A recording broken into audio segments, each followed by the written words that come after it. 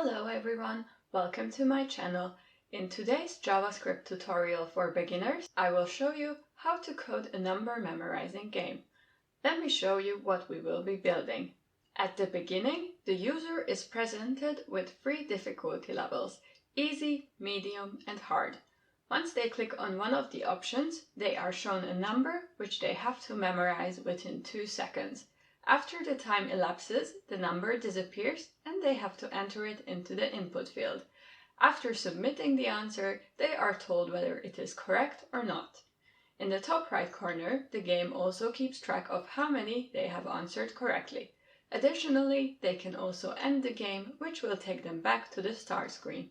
So, let's get coding. To begin, I have my project folder open in VS Code. It contains 3 files: an HTML file with the CSS and JavaScript linked, and an empty CSS and JavaScript file. First, we'll add the HTML markup. My HTML already contains a div with the class container and an h1 with the site title.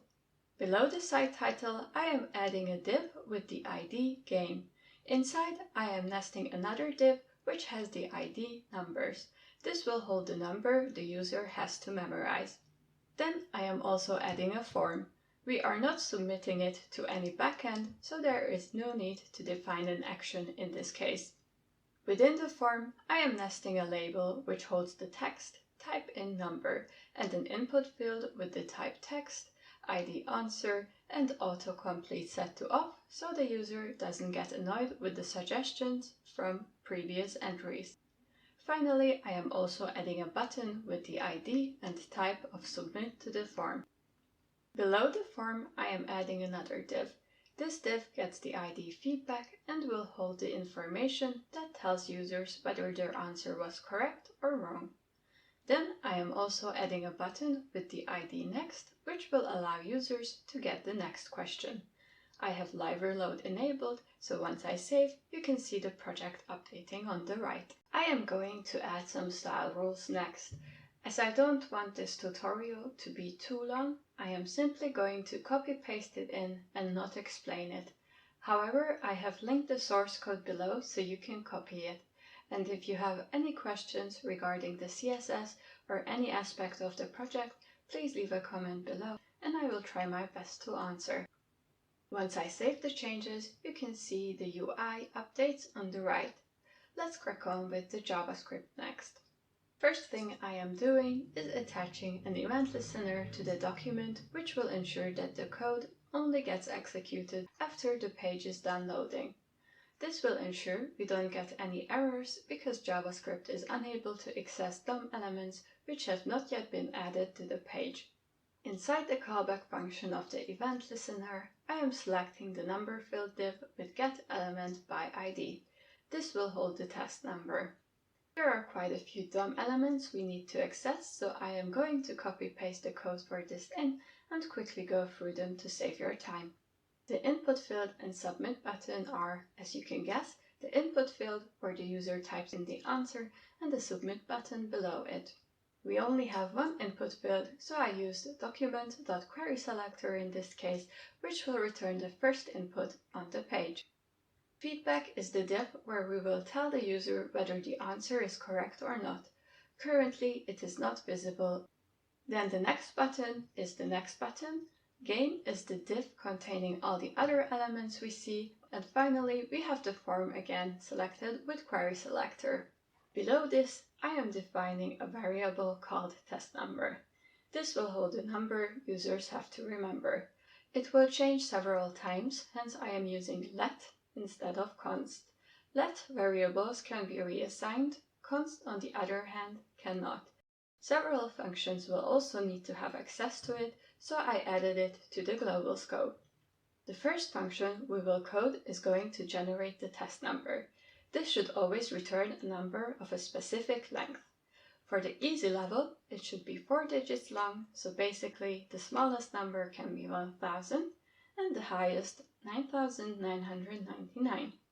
I am saving these limits in a min and max variable. We will make this dynamic based on user selection later on in this video. Then, using the following formula, you can ensure that the number will always be between the minimum and maximum value specified above.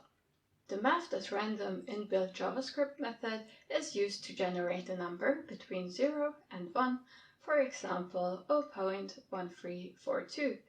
In this example, we then multiply this with 9,000. If we take the max limit 9,999 and deduct the minimum of 1,000, this equals to 8,999. By adding 1, we get 9,000. Depending on what Math.random returns, we then get a number between 900 and 8,999.9999, and so on, so never quite 9,000.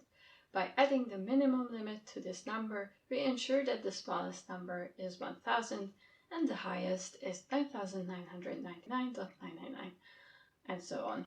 As we don't want any decimal places, we then use Math.floor to round the number down. This might seem complicated, so the best way that I can recommend to get your head around it is to calculate it on a sheet of paper or with a calculator yourself. It will make more sense this way. Next, we will create the function assignNumber. This will call our generateNumber function and assign it to our testNumber variable. Then it is going to access the DOM element and add the number as its inner text. We also need a checkResult function to see if the answer is correct or not. With this one, we want to first get the value from the input field. We can do this by accessing the value property of it. Then, in an if statement, we can check if this input value equals the test number. Now, inputField.value returns a string. To be able to use the strict comparison operator with 3 equal signs, I need to convert the string into a number first, which I can achieve with parseInt. If it is the same, return true. If it is not, the answer is false, so return false. The user should get some information on whether they got the information right, so let's add a give feedback function. This one will get the result from calling checkResult passed as an argument. If it is true, we are going to change the text of the div to say correct and apply some styles. I am adding the class list correct, which will make the text green. Additionally, I'm also removing the class wrong, which makes the text red. The reason I am removing wrong is that the user might have gotten a question wrong and then the next one right. If I don't remove it here, the two might interfere with each other. In the else statement, I am again updating the text. I am telling the user they got the result wrong and what the right answer would have been. In this case, I am removing the correct class and adding the wrong one. Then, to tie it all together, let's add an event listener to the form. The event we will be listening for is called submit and will fire anytime the user submits the form. This can be done either through clicking submit or pressing enter on your keyboard. When you submit a form, the default behavior of the page will be to reload. We don't want this as it would reset all variables. To stop this from happening, we can use e.preventDefault. Below, we are going to check the result and save the returned Boolean value to the result variable. We can then call the giveFeedback function with this. Finally, when the page loads, we need to initialize the test number, so let's call the assignNumber right below the function declaration. Let's test it. Now, when the page loads, the number is shown at the top, and when I submit it, it tells me that it is correct. So far, so good. But when I press on the next button, nothing happens. Let's add functionality to this one as well. Below the form event listener, I am adding a click event to the next button. When clicking this should reset the value of the feedback so it is not visible. We can assign an empty string to achieve this. We can also reset the input field value by assigning an empty string. And then we only need to call the assignNumber function to get a new number. When I save the changes and test it, you can see it is working as expected. Having both the submit and next button visible at all times, however, doesn't make sense. Submit should only be visible when the user has to fill out the field. Next, on the other hand, should only be shown when the answer has been submitted. We can toggle their visibility to get this result. Above the form event listener, I am adding the function toggle visibility. To it, I will always pass an array of DOM elements. With the for each loop, I then toggle the hide class on each one of them. So if the element has the class hide applied, it will remove it, and vice versa. The hide class I have declared in my style sheet and just adds display none. When the page initially loads, the next button should not be visible, so I am assigning it to the button in the HTML. When I save, it already disappears. Back in the JavaScript file, I am calling our new toggle visibility function within the form event listener and passing an array with the submit and next buttons. Now when I submit my answer, the button disappears and next appears. To make the interaction for the user easier, I want to autofocus on the input field and the next button based on whether the user has provided an answer. This can be really easily done with JavaScript. In the form event listener, I am adding nextButton.focus, and in the next button event listener, I am adding inputField.focus. And that's it. This way the user can simply type in the number, press enter, and next will already have focus. When next is clicked, the input field will get focus, so the user can type straight away without having to use their mouse to navigate about. I just noticed that when I press next, the submit button doesn't reappear. To fix this, simply add the toggle visibility call with the submit button and next button to the next button event listener as well. And now it works as it should. To make the game challenging, the number needs to disappear. We can use JavaScript's inbuilt setTimeout function for this. Within assignNumber, we can add setTimeout, which takes two arguments. The first one is the callback function. This function should simply add the class list hide to the number field. The second argument is the time after which it should get called. I want this to be 2000 milliseconds, which equals to 2 seconds. When I save and the page reloads, you can see that the number disappears. However, it does not reappear when I click on Next to get the new question. To fix this, we have to remove the hide class every time the assignNumber function is called, so right before the setTimeout. So let's do this.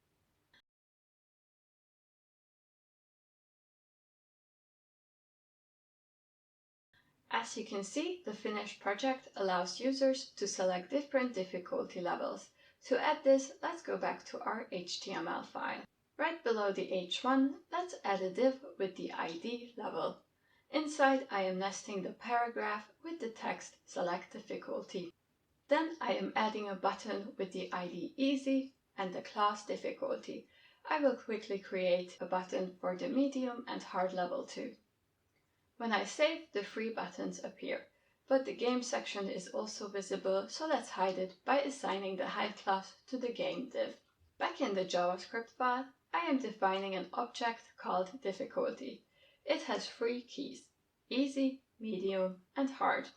Each of these will have an array with the minimum and maximum number needed by the generateNumber function. Easy will still generate 4-digit, medium 6-digit, and hard 8-digit numbers. Next, let's select the three difficulty buttons, which will determine the min and max values and also start the game. To select these elements, I am using querySelectorAll, which will return all of them. Then I am again using a for each loop, and to each I am assigning a click event listener. When the user clicks on one of the buttons, I want to access its text. To do this, I can use e.target.textContent. With JavaScript's to lowercase inbuilt method, I can then transform the text to be lowercase. The reason why I'm doing this is that I am going to use this text to select the correct array from the difficulty object. As the keys inside this object are lowercase, I need the value by which I select it to be lowercase too. To select it, I type difficulty, square brackets, value. You cannot use difficulty.value in this case, as that would look for a value key within the object which doesn't exist. When you need to select something from an object with a dynamic variable, use the bracket notation. I am then saving the appropriate array to the min-max variable, which I am going to declare at the top.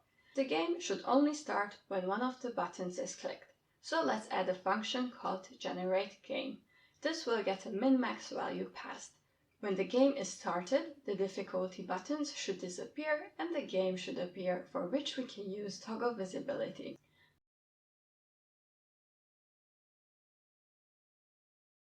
Next, we can call the assignNumber function with min-max. We no longer need to call assignNumber when the page loads, so let's comment that call out. Then in assignNumber, I am passing min-max. This calls generateNumber, which also needs it, so let's again pass it. In the generateNumber function, I am adjusting the min-max values to always make use of the array. In the div button event listener, I am then calling the generateGame function with the min-max value and I'm setting autofocus on the input field. Let's save and test this. Okay, so there is no number visible, which means something is not working right. It probably relates to the min-max value generation. To check what could be wrong, I am first going to console log the value property.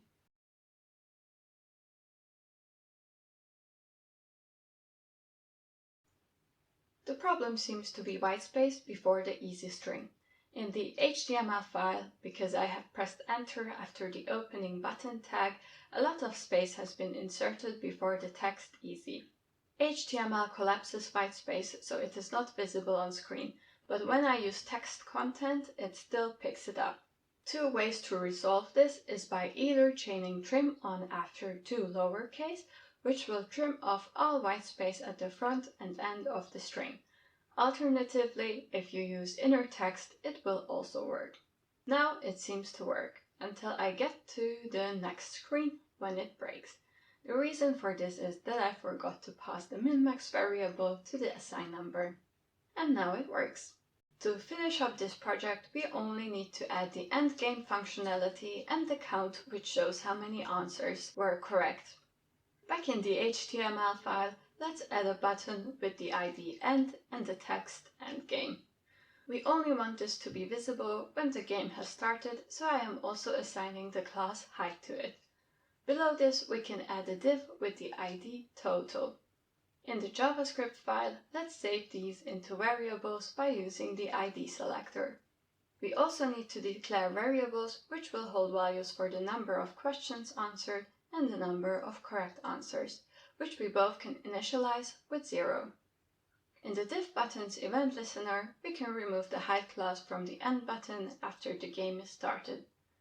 And we can show the total by using total.innerText. I am using ES6 string literals here, so I don't have to concatenate strings with variables. When I save, you can see the two new features appearing in the top right. Every time the checkResult function gets called, I want to add 1 to num of answered. If the answer is correct, I also want to increase num of correct. Then anytime the form gets submitted, I want to update the inner text of the total div. As you can see, the total now tracks my progress.